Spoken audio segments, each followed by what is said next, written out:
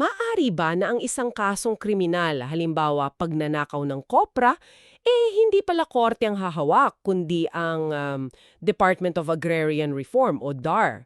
Paano nagtatagpo o nagbabanggaan ang batas kriminal at batas agraryo, lalo na kung ang akusado isa palang kasama o tenant?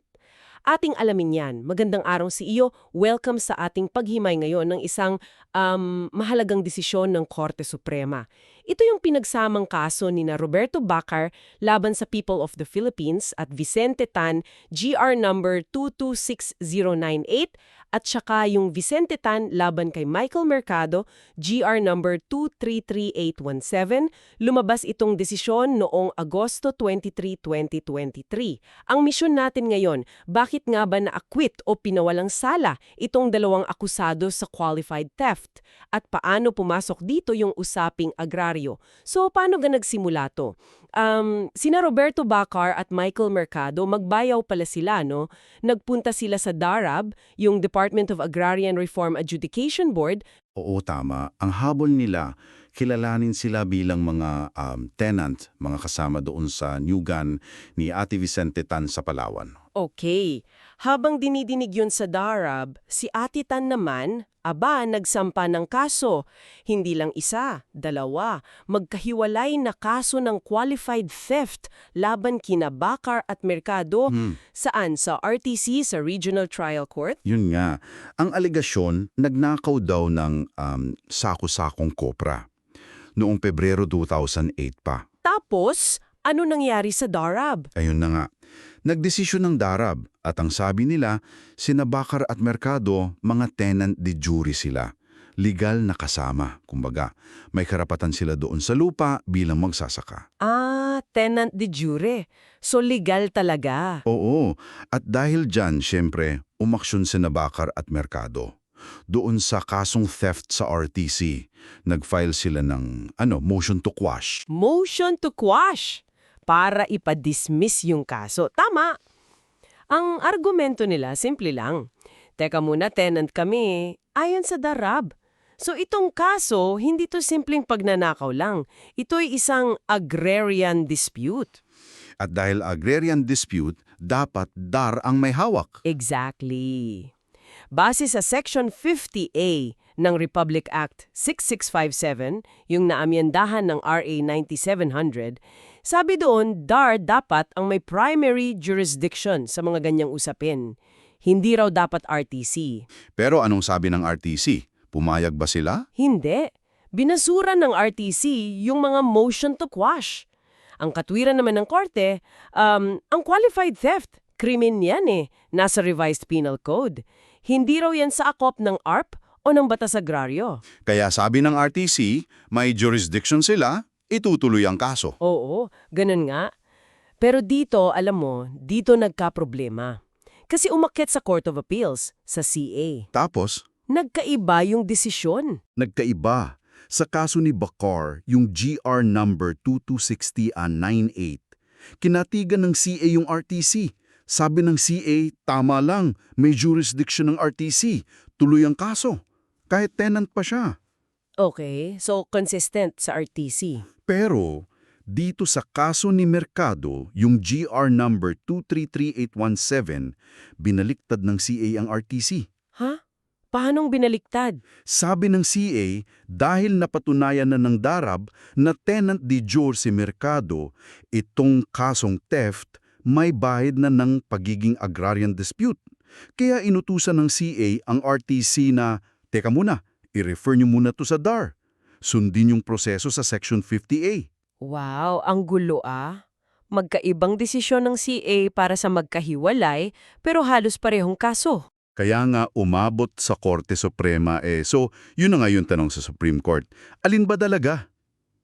Saan dapat litisin to? Sa RTC ba dahil krimen? O kailangan bang dumaan muna sa DAR dahil may desisyon na ang DARAB na tenant sila? Aling batas ang mananaig? Yung sa krimen o yung sa reformang agraryo? At dito, nilinaw ng Korte Suprema, napakalinaw daw ng Section 50A ng RA 6657 as amended, At yung mga implementing rules and regulations pa, tulad ng OCA Circular No. 62-10 at DAR AO No. 3-11. Ano raw ang sabi doon? Sabi doon, kapag may dalawang kondisyon na na-meet. Una, may alegasyon na yung kaso ay agrarian in nature. Pangalawa, ang isa sa mga partido ay magsasaka, tenant, farm worker, etc. Kapag present yung dalawang yan, ano ang dapat gawin? Mandatory. Obligado. Hindi optional. Obligado ang korte o ang piskal na i-refer muna yung kaso sa DAR para ang DAR ang magsabi kung ito ba talaga ay agrarian dispute o hindi. Ah, okay. Mandatory referral? Oo. At dito sa kaso ni na Bacar at Mercado, sabi ng Korte Suprema, present yung dalawang kondisyon. May alegasyon ng agrarian dispute? Meron, dahil mismo sa desisyon ng DARAB. Yung pangalawa, tenant ba sila? Oo, sabi nga ng DARAB, tenant de jure sila. So, dapat ni-refer. Well, dito medyo unique. Kasi ang sabi ng korte, dahil may final decision na ang DARAB na tenant sila, parang prima facie evidence na yon na agrarian dispute nga. Bale, redundant na lang daw kung ipaparefer pa ulit sa DAR para alamin kung agrarian dispute nga ba. Nasabi na nga ng DARAB based sa ebidensya. Gets ko. So parang nasatisfy na yung purpose ng referral kahit hindi eksaktong nasunod yung proseso dahil nauna na yung DARAB desisyon. Parang gano'n na nga. At ito pa, binanggit nila yung kasong Ligtas v. People ng 2015. Mahalaga to. Kasi doon sinabi na kapag napatunayan ng DARAB na tenant ang isang akusado sa theft, pwedeng maapektuhan yung mismong elemento ng krimen. Aling elemento? Yung unlawful taking o yung pagkuha ng walang pahintulot ng may-ari. Kasi bilang tenant, di ba may garapatan siya sa share niya sa ani? Oo nga naman, may parte siya doon. So, yung pag-ani niya, kahit sabihin nating kinuha niya yung kopra, dahil siya ay tenant de jure ayon sa DARAB, parang may implicit authority siya o didiretsong pahintulot na kunin yung parte niya. Nawawala yung elementong walang pahintulot. Teka, palang ang simpleng pakinggan pero ang laki ng epekto. So, dahil lang sa findings ng DARAB, na-acquit sila sa qualified theft? Yun mismo. Dahil pinal ang findings ng DARAB at dahil sa implikasyon nito sa elemento ng theft based sa ligtas doktrina ang naging hatol ng Korte Suprema. Acquitted sina Bacar at Mercado. Pinawalang sala. Malinaw. So, ano yung mga pinakaimportanteng aral o doktrina na pwede nating makuha dito? Unang-una, yung mandatory referral rule nga sa ilalim ng Section 50A. Basta may aligasyon lang na may bahid agraryo at kasali ang tenant o magsasaka, dapat i-refer muna sa DAR. Hindi pwedeng baliwalain ng korte o piskal. Okay, mandatory referral. Ano pa? Pangalawa, yung primacy of agrarian jurisdiction. Pinapakita nito na pagdating sa mga usaping may kaugnayan sa reformang agraryo, mas nangingibabaw ang kapangyarihan ng DAR. Kahit pa nasa korte na bilang kasong kriminal, kung mapatunayan na may agrarian dispute lalo na kung may desisyon na ang DARAB, critical yon. Hindi lang sa jurisdiction, pati sa merito ng kaso. Malalim to. Para sa iyo na nakikinig, ano kaya sa tingin mo ang implikasyon nito sa samahan ng mga landowner at ng mga tenant nila? Magkakaroon kaya ng pagbabago? Magandang tanong yan. Mahalaga ang pananaw mo. Pwede kang mag-iwan ng komento sa ibaba at kung sa tingin mo nakatulong itong ating pagtatalakay, pa-favorite naman dyan.